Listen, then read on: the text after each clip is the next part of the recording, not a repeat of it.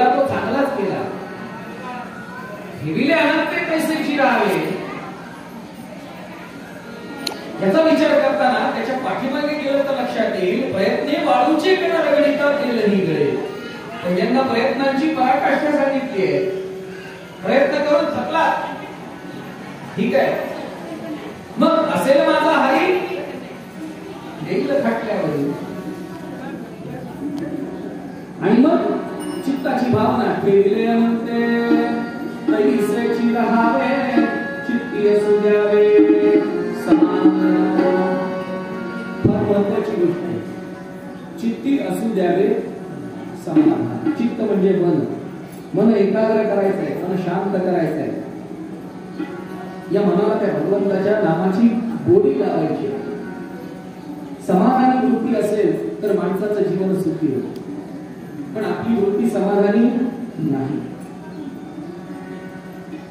आपल्या मनाची वृत्ती कशी आहे माहिती आहे? आपल्या मनाची वृत्ती शिडीसारखी. आपल्या मनाची वृत्ती शिडीसारखी. एकदा राजाने दरबार बोलवला आणि सगळ्या सरदारांना सांगितलं, हे बा की माझ्याकडे शेळी आहे, हिचं पोट भरून दाखवायचं. जो हिचं पोट भरून दाखवेल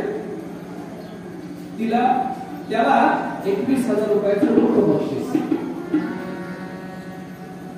हिचं पोट भरून दाखवायचं. एक सरदार पुढे आला, शेळी घरी नेली, दिवसभर नुसता हिरवा पाला खाऊ लागला, पाहिजे ते खाऊ लागला. आता म्हणलं भरला असेल पोट, चला म्हणला राजाकडे घेऊन जाऊ आपण. पुन्हा दरबारी आला, म्हणला महाराज तपासून बघा म्हणे, पोट भरलेलं आहे तिचं, तुडुंब भरलंय पोट, घ्या परीक्षा तुम्ही. राजे साहेबांनी पुन्हा हिरवी पेंडी समोर टाकली. हिरवी पेंडी समोर टाकल्या बरोबर दावत तुडून पळाली शेळी. याचा अर्थ काय? अधाशीपणा. अधाशीपणा. दुसरा एक सरदार होता, डोक्याने जरा बरा. तो म्हणला, मी घेऊन जातो शेळीला, मी घेऊन जातो. त्यांनी घरी आणलं शेळीला, हिरवा चारा समोर टाकला. शेळीने तोंड लावणार म्हणल्याबरोबर शेळीच्या तोंडावर फटका दिला, काठीचा फटका. असं 5-50 वेळा झालं महाराज. शेळी तोंड लावायला पुढे आली की याने फटका द्यायचा. शेळीच्या मनात दहशत बसली. शेळीच्या मनात दहशत बसली की हिरवा पारा खायला गेले की आपल्याला मार मिळतोय. शेवटी ते हिरवा पारा टाकला, त्याबरोबर शेळी पळून गेली. आता म्हणलं बरोबर गणित बसला आपलं. आता आपलं गणित बरोबर बसलं. शेळीला घेतलं, दरबारात आला, राजे साहेब शेळीचं पोट भरलंय, तपासून बघा. 21,000 तयार ठेवा तुम्ही. राजे साहेबांनी हिरवी पेंडी आणली, शेळी समोर टाकली. पेंडीचा आवाज झाला मात्र की शेळी दरबारातून पळत. म्हणजे आपलं मन कसं आहे? या शेळीसारखं कधीही समाधानी नाही. आणि ते समाधानी ठेवायचं असेल तर त्याला भगवंत नामाची जोड द्यायला. हे विवेकानंद तैसेची राहावे चित्ती असू द्यावे समाधान. समाधानी वृत्ती पाहिजे. समाधान फार महत्त्वाचं. पण आपण समाधान मानत नाही. लक्ष्य 84चा फेरा हा पूर्ण करून आपण या ठिकाणी आलो. एक योनी लक्ष फेरा केव्हा लागेवाला मानवाचा. तो इतकं आपण भ्रमण करून या ठिकाणी आलो. ते काय आला आला प्राणी जन्मासी आला, गेला गेला प्राणी, असं नकोय म्हणाल. त्यासाठी भक्ती करायची आणि ती समाधानी वृत्ती ठेवून संसारात राहून संसारावरची माया सोडून वाहिल्या उद्वेग दुःखची केवळ भोगणे संचिता. ती मगाशी म्हणलं की दुर्लभ असा नवदेह मिळाला. तो मिळाला त्याबद्दल त्या भगवंताचे आभार मानायला पाहिजे. या सृष्टीमध्ये अनेक जीवजंतू आहेत, त्यातले आपण एक. फक्त जमेची बाजू काय आपल्याला बोलता येते, विचार करण्याची क्षमता आहे, पण इतरांना नाही. म्हणून आपण उजवे, नाही तर सगळे डावेच. आणि विचार करण्याची क्षमता असल्यामुळे काय, चिंतेला जागा आहे. माणसाची वृत्ती संग्रह ही आहे, आणि ज्यावेळेस संग्रह होतो, संचय होतो, त्यावेळेस चिंता निर्माण होते. संचय केला की चिंता आली. वाहिल्या उद्रेक दुःख चिंतेवर. भगवंतानी जन्माला घातलं त्याबद्दल त्याचे आभार मानायला पाहिजे, पण नाही. भगवंताला दोष द्यायला तयार. देवा देऊन दिलंस ते असं दिलंस, किती कष्ट करावे लागतात, किती हाल अपेक्षा सहन कराव्या लागतात. मनुष्य देह दिला याचा विचार नाही, बाकीच. मुळात भगवंतानी ही सृष्टी निर्माण करत असताना, ब्रह्मदेवाने सृष्टी निर्माण करत असताना प्रत्येक प्राणी मात्राला आयुष्याची मर्यादा घालून दिलेली आहे. प्रत्येकाला. कुणाला एका क्षणाचं आयुष्य आहे, कुणाला एका तासाचं आहे, कुणाला एका दिवसाचं आहे, कुणाला 1 महिना, 1 वर्ष, 5, 10, 15, 25, 40. शेवटची आयुष्याची मर्यादा 40 वर्षाची. आणि ती 40 वर्षाच्या आयुष्याची मर्यादा आपल्यासाठी ब्रह्मदेवाने तयार केली. प्रत्यक्ष भगवंताकडून मिळालेलं आयुष्य किती आहे महाराज? 40 वर्षाचं. पण आपण समाधानी आहोत का? नाही. मग अशी म्हटलं शेळीसारखी अवस्था. ब्रह्मदेवाला भांडायला गेलो आपण. मग देवा देऊन दिलंस ते 40 वर्ष. अरे जरा जास्त तरी द्यायचं. 40 वर्षात करायचं काय नाही. तेव्हा ब्रह्मदेवाने एक डायरी काढली असली, बघितलं सगळं, कुठे शिल्लक काही नव्हतं. तेव्हा ब्रह्मदेव म्हणाले पुढच्या 25 योजनेमध्ये बघू काय मिळते का बघू. आता योजना संपली. शेवटी याचना केली भगवंताची, अरे काहीतरी दे. तेव्हा भगवंत म्हणाले तू आला काय तर एक सांगतो, ज्याला कुणाला आयुष्य नको झाला असेल त्याचं आयुष्य तू उसनवारी. आता भगवंतानीच परवानगी दिली म्हणजे तिथून बाहेर पडलं. बाहेरच्या बाजूला एक बैल रडत होता. बैल त्याला विचार, बाबा रे तू का रडतोयस? कोणाला काय सांगायचं महाराज, मला एक भगवंतानी 40 वर्ष दिले. 40 वर्ष मी काय ती गोशी व्हायची का? असं हालाकीचं जीवन मला नकोय. मला 20 वर्ष खूप झाली. मला 20 वर्ष खूप झाली. माझी 20 वर्ष कोणीतरी घ्या. आम्हाला हवीच होती, आम्ही घेतली. 40 आणि 20 60 वर्ष झाला आमचं आयुष्य. पुढे मिळते म्हणल्यावर अजून पुढे सरकलो. तिथे पाहिलं तर एक कुत्र त्या ठिकाणी रडत होतं. श्वान. त्याला विचारलं, बाबा रे तू काय रडतोय? तू म्हटला काय सांगू महाराज, मला भगवंतानी 25 वर्षाचं आयुष्य दिलंय.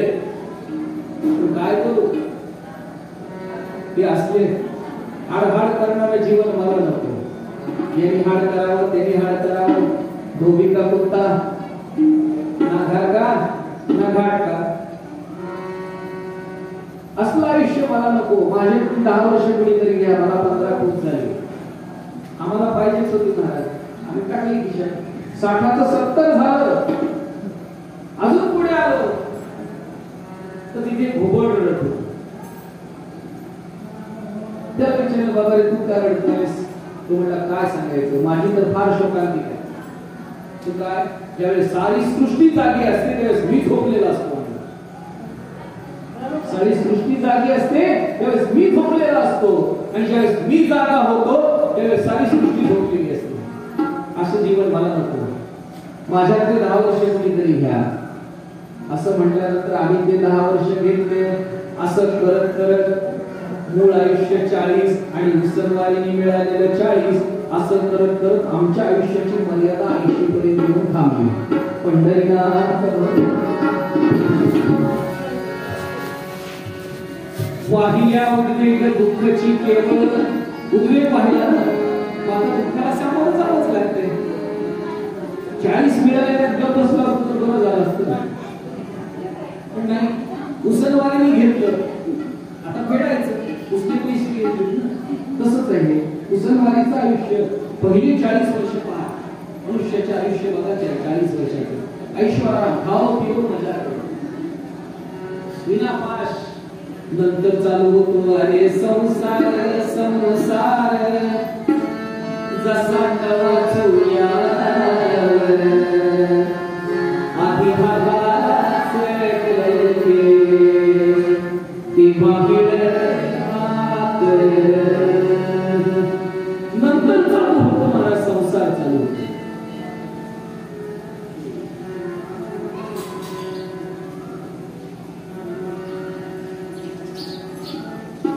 नंतर मानवाचा संसार चालू होतो. दोनाचे 4 झालेले असतात. हम दो हमारे दो असतात. लहानाचं मोठं करायचंय त्यांना. म्हातारपणीची काठी आहे असं म्हणायचं फक्त. म्हातारपणीची काठी आहे तिला सांभाळायला पाहिजे म्हणून त्यांच्या पालन पोषणासाठी हा नुसतं जीवाचं रान करतो. हे काम कर ते काम कर दिवसाची रात्र रात्रीचा दिवस. अगदी गाडीला झोपलेल्या बैलासारखी अवस्था असते. पाठीवर संसाराचं ओझं घेऊन चाललेला असतो कारण जीवन जगतच असतो महाराज कोणाचं बैलाचं. असं करत करत करत करत 60 येते. वयाची 60 आल्यानंतर कार्यालयामधून त्याला एक कागद दिला जातो की इथून पुढे तुम्ही काम करण्यास ना लायक आहात. नालायक म्हणणं नाही ना लायक म्हणजे निवृत्ती पत्र दिलं जातं की आता तुम्ही घरी बसा. आता तुम्ही घरी बसा. घरी येतो पण पडले वळण इंद्रिया सकाळ दुसऱ्या दिवशी उठतो आवरून काय बायको कुठे चालला बसा मला जायचंय डोंगरावला सहस्त्रबुद्धेवाचं कीर्तन आहे तुम्ही घरी बसा. इतके दिवस मी घर राखत होते आता तुम्ही घर राखा पंढरीनाथ. कारण आयुष्य कुणाची सुरुवात झालेली आहे महाराज कुत्र्याच्या आयुष्याची सुरुवात झाली. बरं इतके दिवस कार्यालयामध्ये नुसता शब्द टाकला तर पाणी यायचं चहा यायचा नाश्ता यायचा सगळे अगदी दिमतीला हजर. इथे कोण ऐकायला तयार नाही. रिटायर माणूस कोण ऐकणार. घरातले सुद्धा ऐकणार झाले तेव्हा आम्ही गुरकायला सुरुवात केली. पण गुरकण्याला कोण दाद देत आहे. त्याच्या गुरकण्याला कोण दाद देत आहे. आणि शेवटी पुन्हा आहेच आहे हम दो हमारे दो. या बरोबर या सुनेबरोबर भांडण झाले की त्या सुनेच्या घरी जाऊन राहायचं. त्या सुनेबरोबर भांडण झाली की पुन्हा इकडे येऊन राहायचं. गोपिका कुठता ना घराला घाटता कारण आयुष्य जगतोय आपण श्वानाचं. असं करत करत महाराज आपली 70 येते. आयुष्यभर भगवंताचं नामस्मरण केलेलं नसतं. आलेला दिवस सुखात चैनीत घालवायचा प्रयत्न केलेला असतो. जे तरुणपणी जमलं नाही ते म्हातारपणी कसं शक्य आहे. इंद्रिय धनदाटक असताना भक्ती करावी. इंद्रिय धनदाटक असताना ती केलेली भक्ती खरी भक्ती करते. पण नेमकं आपण काय भक्तीला सुरुवात करतो म्हातारपणीच. तोंडात दात नाही तोंडाचं झालं बोलत डोळ्याच्या झाल्या खाचा कानपूर लाईन झाली बाद. मग अशा पद्धतीने भक्तीला सुरुवात होते. अशी भक्ती भगवंताला पोचेल का नाही पोचेल. अशी भक्ती पोचेल नाही. 70 पाठ केली 71 लागतं आणि जीवन सुरू होतं घोडाचं. सगळी इंद्रिय शिथिल झालेली असतात दरिद्रात्र झालेली असतात. दिवस नुसता खायला उठतो. दिवस नुसता खायला उठतो. घरातली मंडळी कामाला गेलेली असते. हा घरात एकटा झोपून पडलेला असतो. घरातली मंडळी कामाला गेलेली असते. हा एकटाच घरात झोपून पडलेला असतो. काम करून मंडळी थकून बघून घरी येते. ती मंडळी झोपते. हा दिवसभर झोपलेला असतो म्हणून हा रात्रभर छताकडे बघत झाला असतो. कारण जीवन करतोय आपण झोपल्याचं. म्हणून वेळीच सावध व्हा. दंताजीचे ठाणे उरले फुटले दोन्ही कान, डोळे रुसले काही न बघती नन्ना करते मान. तोंडाचं गुळकं झाले, डोळ्याच्या खाचा झाल्या, मान आपोआपच हालायला लागलीये, पाय आपोआपच लटपट कापतायत. यावर कबीर महाराज खूप सुंदर पद सांगतात आपल्याला.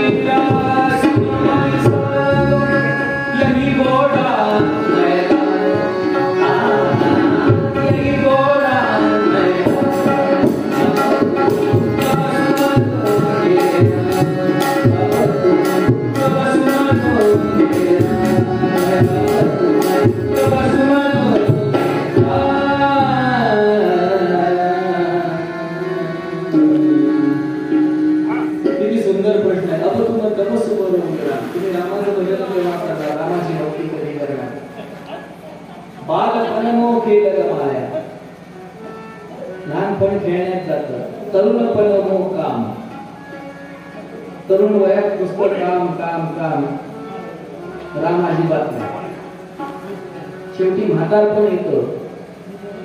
बुद्धा हो जा तन कापन लागे. अंग आपोआपच हलायला लागतं, मान हलायला लागते, पाय लटपट कापायला लागतात. बुद्धा हो जा तन कापन लागे. निकल गया अवसान. अंगामध्ये अवसानच उरत नाही. मग अशा वेळेस भक्ती योग्य आहे का? म्हणून म्हणतात कहत कबीरा सुनो भाई साधो यही घोडा मैदान. कल करे सो आज, आज करे सो. मिळालेली संधी वाया घालवू नका. मिळालेला प्रत्येक क्षण त्या भगवत सेवेसाठी, त्या भगवंताच्या सेवेसाठी घालवा. संसारात जरी राहिलं तरी हरकत नाही, पण संसारावर असलेली आपली माया, त्याबद्दल असलेली आसक्ती ही सोडायची आहे आणि मन चित्त एकाग्र करून त्या भगवंताच्या भक्तीमध्ये लीन करायचे. आणि हाच आशय आपल्या प्रथम पद्यात सांगताना जगद्गुरु तुकाराम महाराज म्हणतात,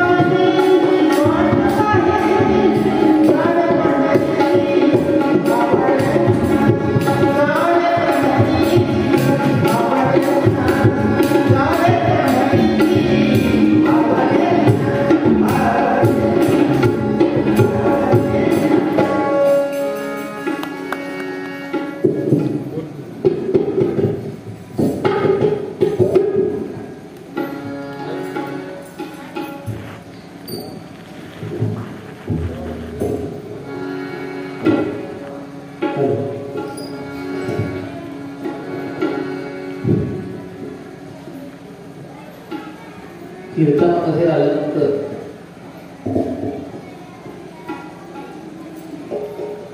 साथीदारांना फार महत्व असतं. अनेक ठिकाणी कीर्तनाला जातो, 7 कमी 7.5 जास्त असते. पंढरीनाथ आणि मध्ये एखादं पद म्हणायला लावलं ना मग काही विचारूच नका. समयाचं भानच नसतं, वेळेचं भान नसतं, प्रयोजन काय याचंही भान नसतं. एकदा एके ठिकाणी गेलो, पूर्वरंग संपला, म्हणजे बुवा एखादं पद म्हणा, त्यांनी सुरू केलं, तुझं लागी येथे बोलाविले कोणी, तुझं लागी येथे बोलाविले कोणी. कीर्तनात आल्यानंतर पद म्हणायला सांगितल्यानंतर सुद्धा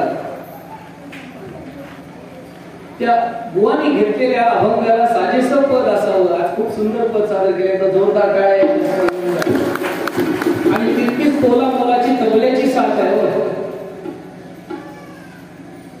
यांच्यासाठी एकदा जोरदार काय. अनेक बुवांना वाजवले त्यांनी आणि त्या बाबतीत फार लहान आहे त्याच्या पुढे. पंढरीची वारी आवडते मला, मनाला काय आवडतं ते फार महत्वाचं आहे. पंढरीची वारी आज तो सोहळा चालू आहे. कथाभाग पाहण्यापूर्वी थोडा वेळ कीर्तनाच्या प्रथेप्रमाणे भजन करूयात आणि मग कथाभाग पाहूया. मुखाने नाम, हाताने काळी, दोन्ही क्रिया एकदम करायच्या. नुसती काळी पण वाजवायची नाही, तो कोण वाजवता आपल्याला माहिती. नुसती काळी आणि नुसतं नाम नाही घ्यायचं नाही. नुसतं नाम कधी घेतात हे आपल्याला माहिती आहे. म्हणजे दोन्ही क्रिया एकदम करायच्या. त्या भगवंताच्या नामाचा, त्या पंढरीच्या पांडुरंगाच्या नामाचा गजर करायचा आहे. जय जय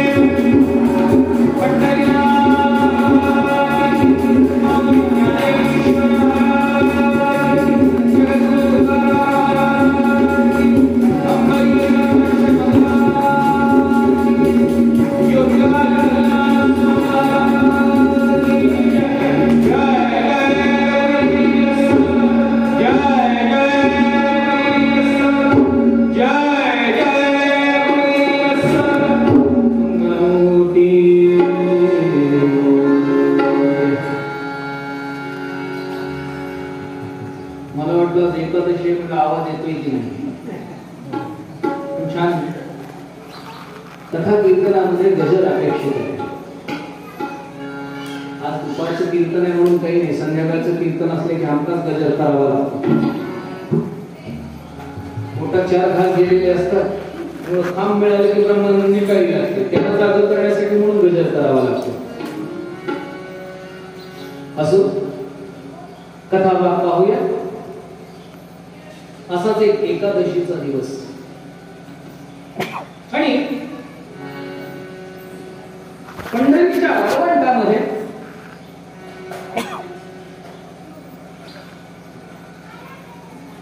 ज्ञानेश्वर माऊली, निवृत्तीनाथ, सोपानदेव, मुक्ताबाई, गोरोबा काका, नामदेव महाराज, सुखामेळा अशी सगळी संत मंडळी त्या ठिकाणी जमली आहे. संत मांदियाळी त्या ठिकाणी जमली आहे आणि वाळवंटामध्ये ही संत मंडळी जमली आहे. कीर्तनाचा गजर होतोय. संत संत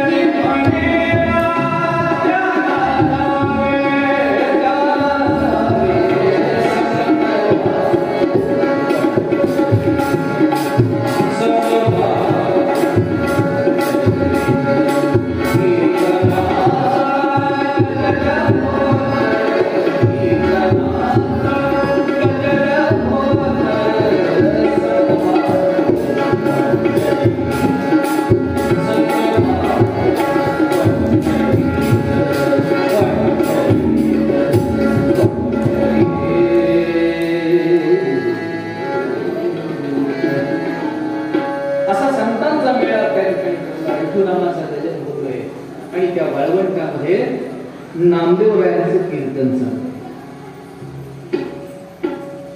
नामदेवरायांचं कीर्तन ते काय आमच्यासारखेच होते. त्यांचा तो अधिकार होता. त्यांच्या कीर्तनामध्ये साक्षात परमात्मा पांडुरंग येऊन नाचायचा. नामदेव कीर्तन करी पुढे नाचे पांडुरंग, हा त्यांचा अधिकार होता. नामदेवरायांचं कीर्तन चालू आहे. सर्व संत मंडळी समोर बसलेली आहे. अनेक वारकरी आहेत, अनेक भाविक भक्त त्या ठिकाणी वाळवंटामध्ये आहेत. आणि त्यामध्येच एक पिता पुत्राची जोडी सुद्धा आहे. कशासाठी? कीर्तन ऐकायला. नामदेवरायांचं ते कीर्तन चालू आहे. सगळा गजर करतायत. नामदेवा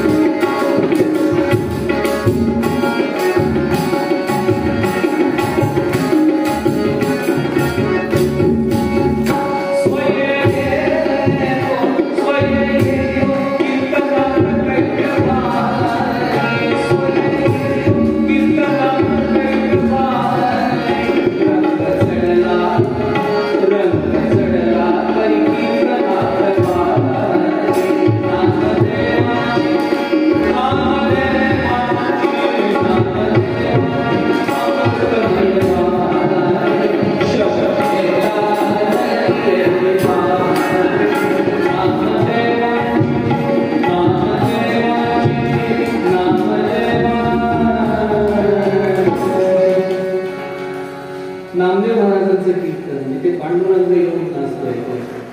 स्वये येतो कीर्तनात कैटभ आहे.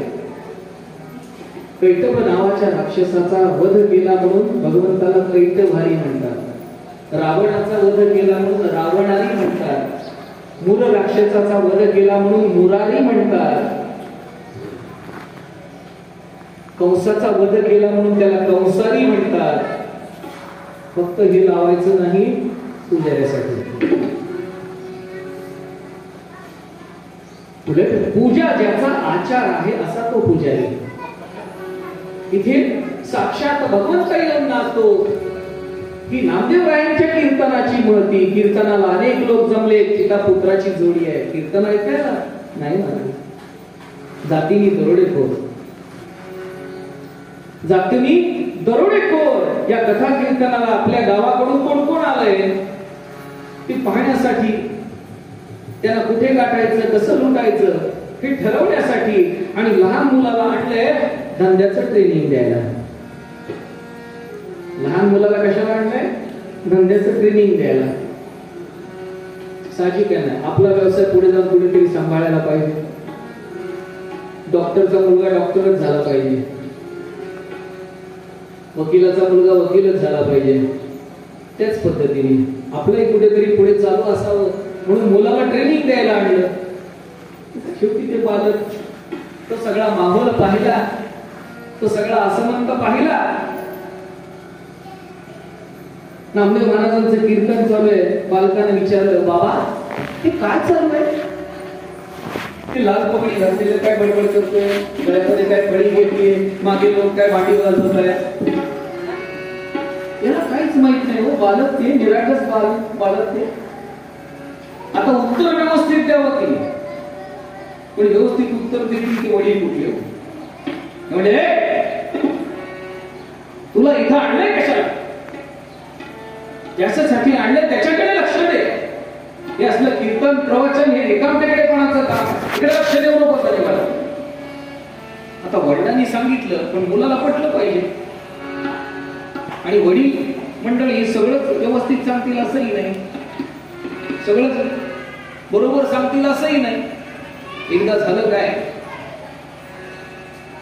पिता पुत्र नदीच्या काठी बसले होते. छान संत पाणी वाहत होतं, मासे सुद्धा इकडून तिकडे छान असे विहार करत होते पाण्यामध्ये. ते बालक आहे त्याचा मनसोक्त आनंद घेत होतं, माशांकडे पाहिलं आणि त्या बालकाने आपल्या वडिलांना प्रश्न केला, बाबा पाण्याला आग लागल्यावर मासे झाडावर चढतील का? पाण्याला आग लागल्यावर मासे झाडावर चढतील का? आता उत्तर किती सोपं आहे की नाही बाबा, पाणी आणि आग यांचं वाकड आहे आणि मासे पाणी हेच त्यांचं जीवन आहे, पाण्याच्या बाहेर काढली की ते वरती झाडावर कसे चढतील, असं उत्तर पाहिजे ना. पण तसं उत्तर देतील ते वडील कुठले? ते म्हणाले, गाढवाच्या लेका मासे झाडावर चढायला ते काय बैल आहेत का? पंढरीनाथ म्हणजे बैल झाडावर चढतो का? म्हणजे वडील मंडळी खरं बोलतील असंही नाही. मुलाला तो मिळालेलं उत्तर फारसं पटलं नाही. त्यांनी सभोवार पाहिलं तर तिथं ज्ञानी यांचा राजा ज्ञानराज माऊली त्या ठिकाणी बसलेली होती. त्या बालकांनी आपला मोर्चा कुठे वळवला? ज्ञानेश्वर माऊलींकडे वळवला. माऊलींना नमस्कार केला, म्हणाला, महाराज हे काय चाललंय? ठीक आहे, पगडी घातलेला माणूस मगापासून बडबड बडबड बडबड करतो, गळ्यात त्या घोडी घेतली म्हणला लाकडाची, मागे लोक पितळेची भांडी वाजवत आहेत. ज्ञानेश्वर माऊलीने त्याचा चेहरा ओळखला, जाणला. म्हणाले, बाळा हे जे कोणी आहेत ना पगडी घातलेले, ते आमचे वडील बंधू आहेत, ते आमचे वडील बंधू आहेत. त्यांचं नाव नामदेव महाराज आहे आणि हे जे चालू आहे ना ते कीर्तन चालू आहे, भगवंताचं भजन चालू आहे. गळ्यामध्ये फळी नाही बाळा, त्याला वीणा म्हणतात. आणि मागे लोक भांडी वाजवत नाहीये, त्याला टाळ म्हणतात. याला माहितच नाही हो, आणा मारा लुटा पकडा असले शब्द आलेले कानावर, आणि कधी असलं पाहिलंच नाही. कायम तलवार भाला जंब्या ही सगळे असलेच अस्त्र पाहिलेली, त्यामुळे त्याला हे सगळं नवीन. पण ज्ञानेश्वर माऊलींनी समजावून सांगितलं, त्या बालकालाही पटलं. मग पुन्हा प्रश्न विचारतोय, महाराज असं केल्याने काय होतं? उत्सुकता वाढली ना, मग असं केल्याने काय होतं? तेव्हा ज्ञानेश्वर माऊली म्हणते, बाळा असं केल्याने परमसुख मिळतं, परमानंद मिळतो. मलाही मिळेल का? मलाही मिळेल? माऊली म्हणती, का नाही, का नाही? माऊलीने आपल्या गळ्यातली तुळशीची माळ काढली आणि त्या बालकाच्या गळ्यामध्ये घातली. दरोडेखोर म्हणून आलेला तो ज्ञानेश्वर माऊलींच्या कृपेने पंढरीचा वारकरी झाला. कोण होता तो? विद्याद्री माझी होता,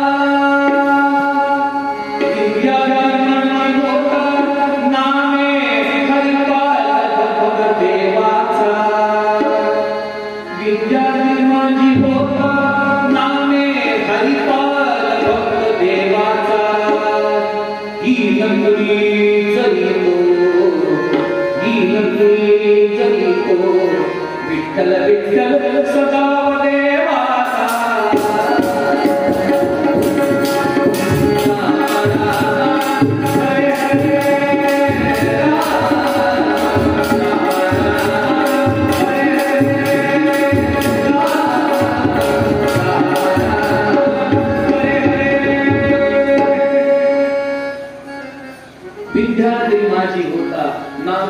बाल भक्त देवाचा, विद्यार्थीच्या दऱ्या खोऱ्यात राहणारा हे बालक,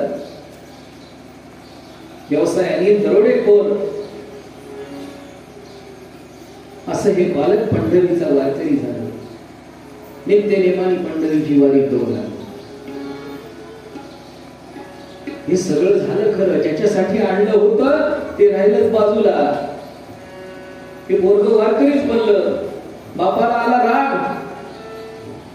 नाही नाही ते बोलायला सुरुवात केली, घालून पाडून बोलायला सुरुवात केली. 4 पैसे कमवून आणायचं तर राहिलं, उलट विठ्ठल विठ्ठल विठ्ठल करत नुसता निघतो म्हणे. जमातीतले काही 4 वयस्कर मंडळी होती, त्यांनी सांगितले, बघा पोरग बिघडायला लागलाय, पोरग बिघडायला लागलाय, काम धंदा काही करेना.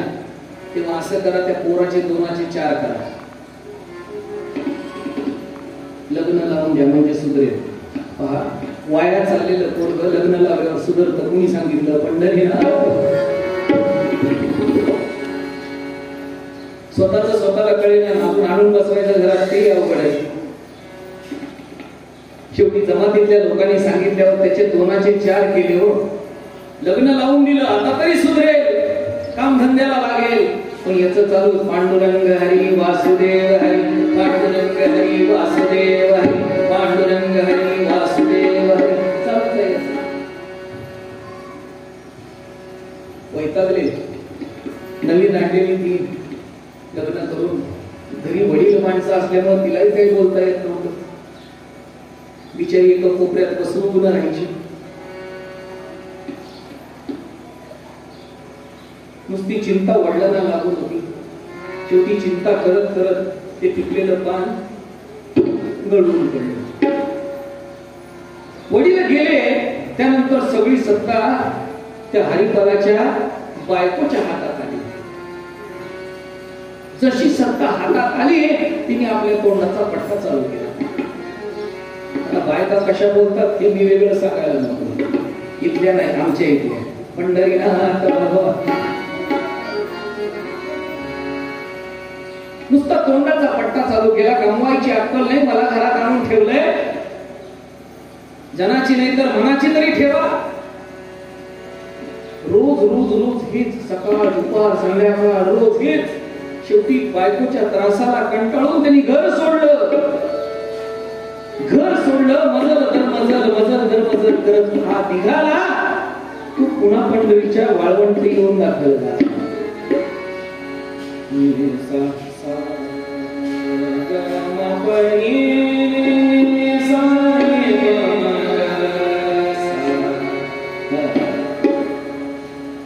आणि पंढरीच्या वाळवंटात दाखल झाला. त्यावेळेस वाळवंटामध्ये तोही एकादशीचा दिवस होता आणि त्यावेळेस ज्ञानेश्वर माऊलींचं कीर्तन झालं.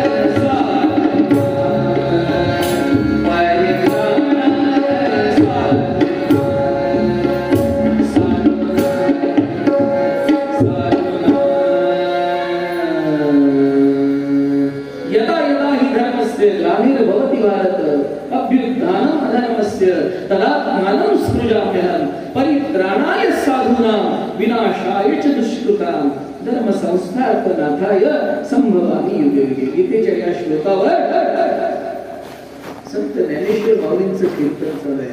ओघवती वाणी, रसाळ वाणी. आणि त्या हरिपालाने ते कीर्तन ऐकलं.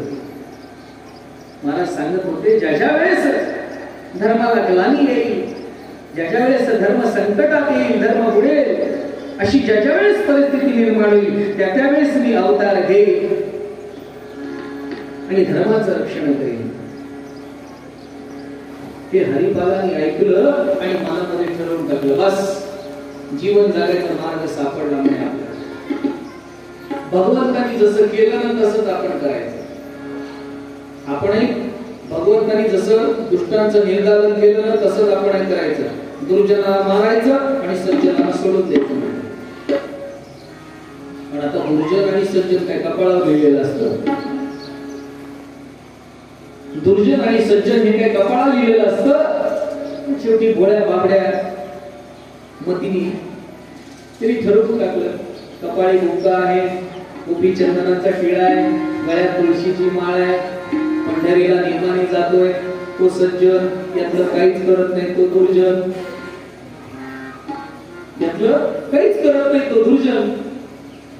झालं त्या दिवशीपासून याचा कारभार सुरू झाला. वाटमारी करावी, जो भेटेल कपाळाकडे बघाव, मुक्का आहे का, आहे, गळ्यात तुळशीची माळ आहे, पंढरीला जातो आहे, त्याला नमस्कार करा, सोडून द्या. सज्जन यातलं काहीच नाही म्हणल्यावर त्याला धरावं, त्याला लुटावं. आणि हे सगळं चाललंय. इकडे माझी भक्ती करतोय आणि इकडे द्वैत भाव, भगवंताला काळजी लागली.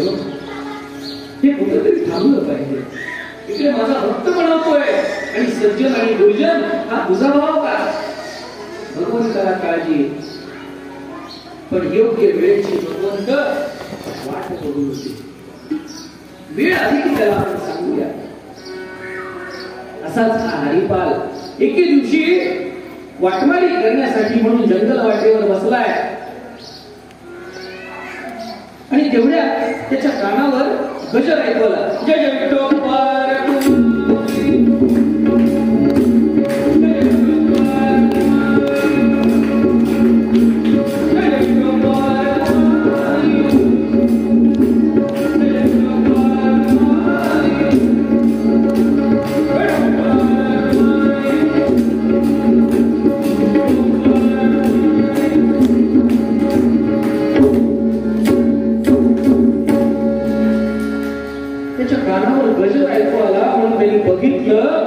ज्ञानेश्वरांनी सर्व संत मंडळी त्या बाजूने येत होती. इंडिया पताका घेऊन सगळी मंडळी निघालेली होती. आपल्या गुरूंना पाहिलं, त्याबरोबर जी काही हत्यारं आणली होती ना ती सगळी त्या झाडाच्या ढोलीमध्ये लपवून ठेवली. गुरुजींनी पाहिलं तर काहीतरी म्हणतील. हत्यारं लपवून ठेवली. दिंडी आवाक्या झाल्याबरोबर तो झाडावरून खाली उतरला. ज्ञानेश्वर माऊलींना नमस्कार केला. गुरुदेव आज इकडे कुठे? तेव्हा ज्ञानेश्वर माऊली म्हणते, आम्ही भारत भ्रमणाला निघालो, तीर्थयात्रेला निघालो. तेव्हा हा म्हणतोय, माऊली तुम्ही आता आलाच आहात इथपर्यंत तर माझ्या घरी जा. इथेच माझ्या वस्तीवर माझं घर आहे. माझा जसा तुम्ही उद्धार केला तसे माझे काही समाज बांधव आहेत, त्यांचाही तुम्ही उद्धार करा. त्यांनाही काही 4 चांगले शब्द ऐकवा. आता शिष्याने एवढं सांगितलं म्हणजे गुरुला काही नाही म्हणता येईल. मनातला भाव जाणला आणि सर्व संतांना घेऊन ज्ञानेश्वर माऊलींची दिंडी कुठे आली? मला त्याच्या वस्तीवर आली, घरापाशी आली. बाहेर बसवलं, घरामध्ये गेला. बायकोला म्हणतो, अगं ऐकलं का? बाहेर माझी गुरु माऊली आली आहे. त्यांच्या शिध्याची व्यवस्था कर, त्यांना पटकन जेवायला वाढायचंय, लवकर बनव. आता असं म्हटल्या बरोबर तिचा पारा चढला. हो, तिने फडकावरची भांडी घेतली, आदळायला सुरुवात केली. वरची भांडी घेतली, आदळायला सुरुवात केली आणि पुन्हा म्हणते घरात अन्नाचा कण नाही, आपल्याला खायला नाही, आणि वर अजून आणून बसवले. जनाची नाही तर मनाची तरी असावी. कोणाला हात लावला बाई, गडबड करून गुरु माऊली ऐकते. ऐकावं म्हणूनच बोलते, ऐकावं म्हणूनच बोलते. तिची ती बडबड चालू आहे. हा म्हटलं माझी मी काहीतरी व्यवस्था करतो, माझी मी काहीतरी व्यवस्था करतो, म्हणून पाठीमागच्या दारातून बाहेर पडला आणि पुन्हा त्या जंगल वाटेवर येऊन बसला.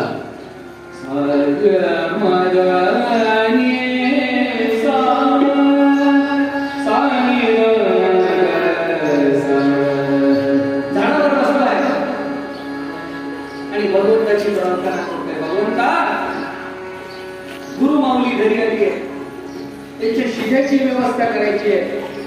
खिशामध्ये दिडकी सुद्धा नाहीये, घरात अन्नाचा कण नाही, काहीतरी भगवंता व्यवस्था कर, म्हणून भगवंताची प्रार्थना करतोय.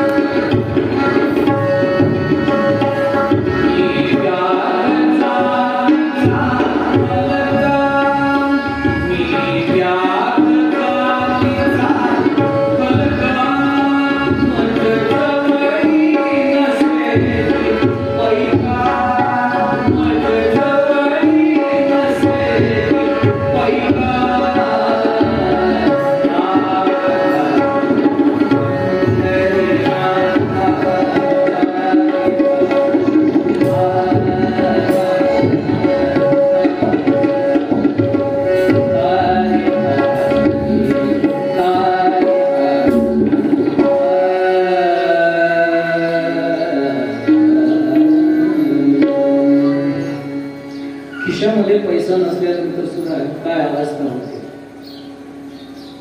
तारी तारी राहता मज लागली एकच चिंता, मी व्याध जातीचा हलका, मज जवळी नसे की पैसा.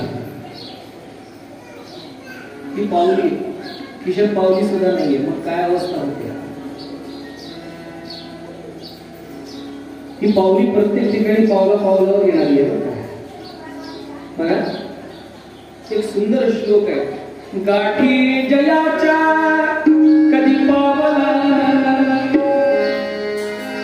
गाठी जयाच्या कधी पावला, आर्या हानी तया पावला,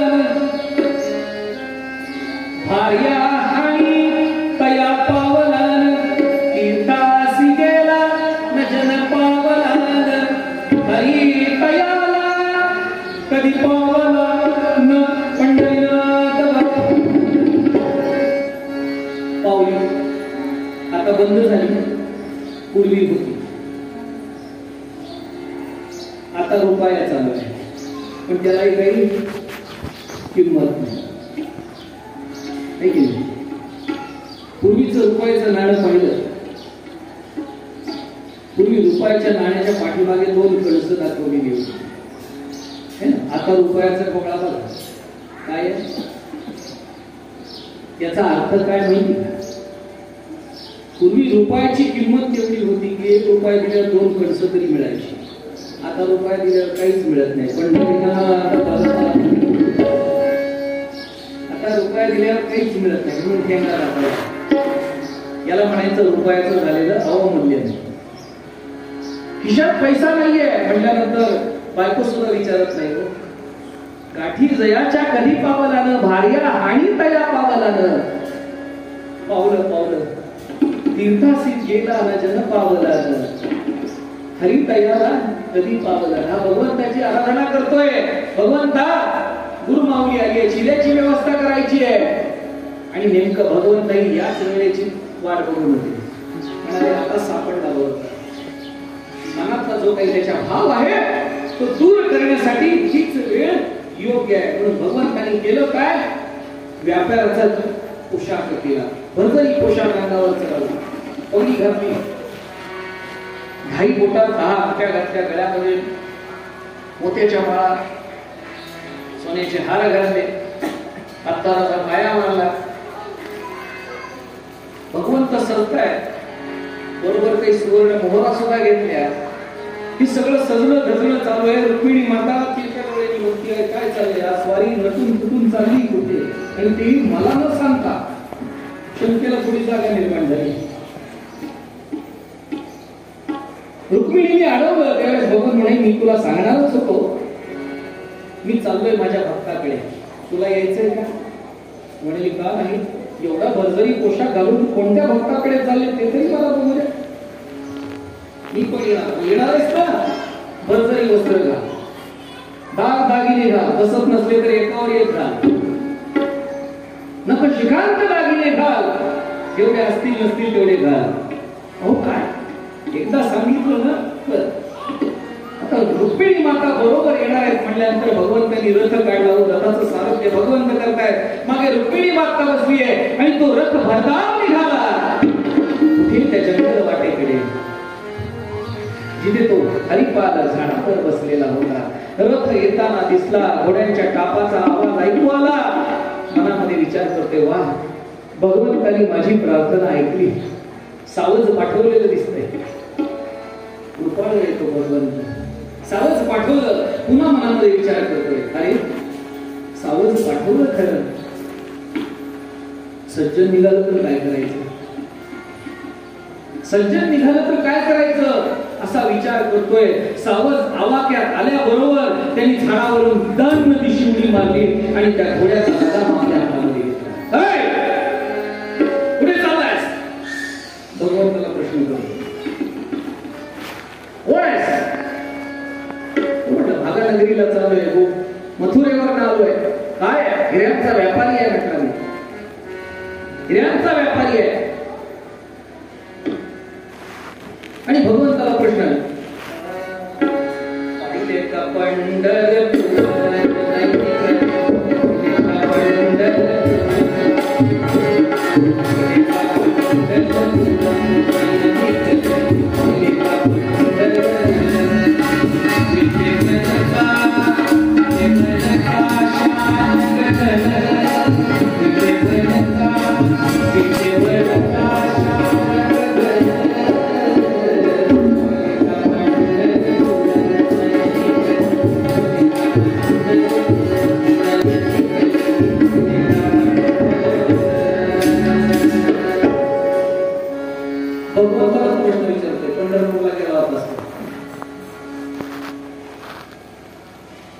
पंढरपूरला गेला होतास का?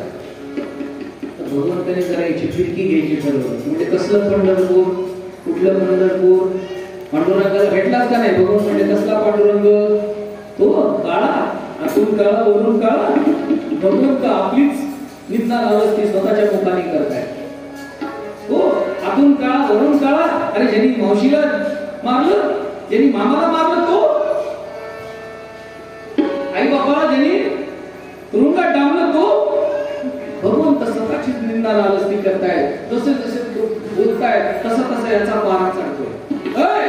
एक शब्द जरी बोलला तर जीभ छटून टाकेल म्हणून तलवार उडवली. मागे बसलेल्या रुक्मिणी माता सगळं बघत होत्या. म्हणाले, कशाला वेळेच्या नादी लागताय? तुमच्या भक्ताच्या भेटीला जायचंय ना आपल्याला? किंवा पांडुरंग म्हणाले, ज्याच्या भेटीला जायचं होतं ना तो हाच, ज्याच्या भेटीला जायचं होतं ना तो हाच. रुक्मिणी माता म्हणती, आजवर अनेक भक्त पाहिले पण तलवार घेऊन आलेला भक्त पहिल्यांदाच पाहते. रुक्मिणी मातेने मध्यस्थी केली. त्याला म्हटल्या, माता अरे कोण सज्जन कोण दुर्जन? ही सगळी भगवंताचीच लेकरं आहेत. ना इथे सज्जन ना दुर्जन ना कोणी नीच ना कोणी उच्च उच्च नीचताही नेणे भगवंत तिष्ठे भाव भक्ती देखोनिया. इथे कोणी लहान नाही मोठा नाही कोणी सज्जन नाही दुर्जन नाही. ही सगळी भगवंताची लेकरं. हा द्वैत भाव हा तुझा भाव का? कोण रे तुझे गुरु कोण? मला विचारू दे जरा त्यांना. अरे तू ज्यांच्याशी बोलतोयस ना तो साक्षात चिंतामणी आहे. परमात्मा पांडुरंग तुझ्या समोर उभा आहे. म्हणला नाही माझा पांडुरंग असा नाही. माझा पांडुरंग असा नाही. हा कोणीतरी लफंगा आहे म्हणला. माझा पांडुरंग असा नाही. अरे तुला किती वेळा सांगू तोच पांडुरंग आहे तोच चिंतामणी आहे. थांबा म्हणला इथं झालो नका अजिबात. माझ्या गुरुजींना विचारतो म्हणला. त्यांनी जर होय सांगितलं तर तुम्ही पांडुरंग नाही तर म्हणलं माझी तलवार तुम्ही. असं म्हणून ज्ञानेश्वर माऊलींना आणण्यासाठी म्हणून तो तिकडे निघाला. बराच वेळ संत मंडळी घराच्या बाहेर वाट बघत होती. हो आता शिदा येईल बघ शिदा येईल. तीर्थयात्रेला जायचंय. शेवटी नाही लागत ती मंडळी माघारी फिरली होती. तेवढ्यात पुन्हा हरिपालाची गाठ पडली. हरिपाल म्हणाला माऊली बरं जर तुम्ही भेटलात पुन्हा. एक लफंगा आलाय म्हणे स्वतःला पंढरीचा पांडुरंग समजतोय जरा बघा बरं कोण आहे तो. ज्ञानेश्वरांनी सर्व संत मंडळी त्या ठिकाणी आली. ज्ञानेश्वर माऊलींनी पाहिलं. डोळे भरून आले. माऊलींनी पाहिलं. माऊली म्हणतात अरे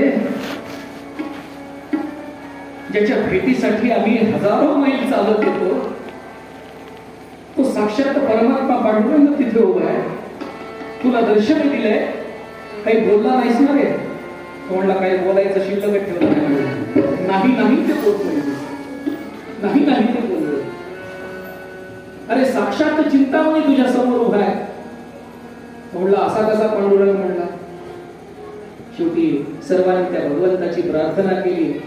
पांडुरंगाची प्रार्थना केली आणि पांडुरंग मूळ रूपात त्या ठिकाणी प्रगट झाले. माता रुक्मिणी सुद्धा मूळ रूपात त्या ठिकाणी प्रगट झाले. हरिपालाला दर्शन दिलं. ज्ञानेश्वरांनी सर्व मंडळींना त्या ठिकाणी दर्शन मिळालं. हे कशामुळे शक्य झालं मला? हे शक्य झालं त्या हरिपालाच्या भक्तीमुळे. त्याने जी भक्ती केली ती भक्ती कशी होती हो? संसाराच्या पाशात अडकलेला होता का तो? संसार आपोआपच होत होता त्याचा. दिल्यानंतर पैसेची राहावे चित्ती असू द्यावे समाधान.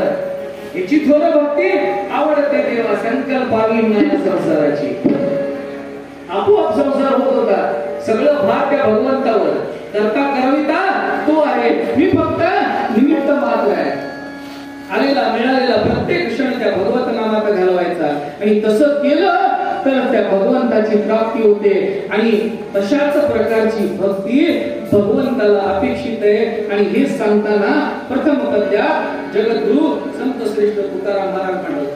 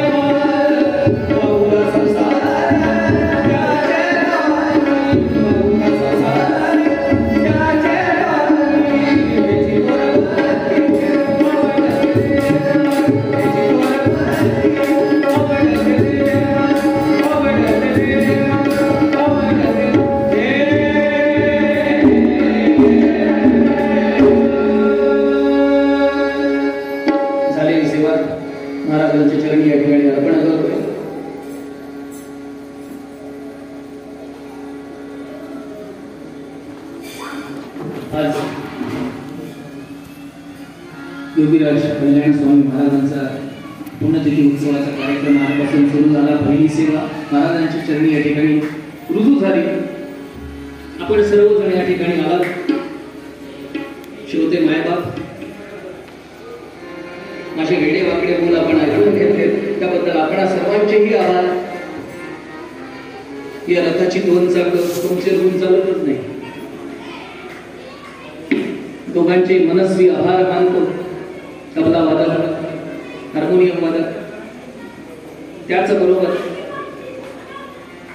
मला बोलवलं आणि सेवा करण्याची संधी दिल्याबद्दल आयोजकांचे आभार मानतो. झालेली सेवा महाराजांच्या चरणी अर्पण करतो.